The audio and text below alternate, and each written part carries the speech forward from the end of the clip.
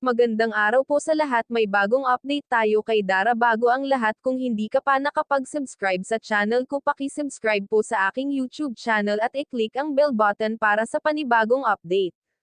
Mga kalingap, pinuntahan nila ang bahay ni Dara subalit wala pa ito kaya naisip pang ipagluto ni Rab si Dara.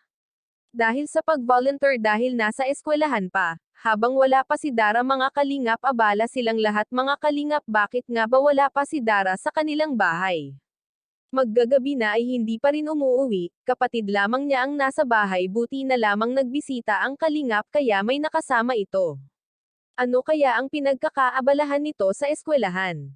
Di man inaasahan natin na mahuhuli si Dara sa pag-uwi niya at wala pa itong makakain, busy ito sa kanyang practice sa eskwela niya. Sa ating napansin, mukhang nagmamadali si Dara makauwi, siguro naisip niya na ang kapatid niya at mag-aasikaso sa kanilang hapunan. Dahil ipinaghanda na ng kalingap para hindi na siya mahirapan pa. Kaya pagdating ni Dara ay di na niya kailangan pang mag-asikaso, mga kalingap.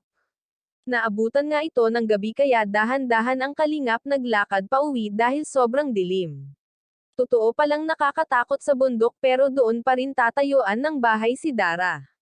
Sisimulan na ang bahay pero bakit na lamang ayaw ni Dara tumira malapit sa kalsada? Karamihan nga sa iba ay sa kalsada manirahan, ano kaya ang kinakatakot niya o maninabago ba talaga siya?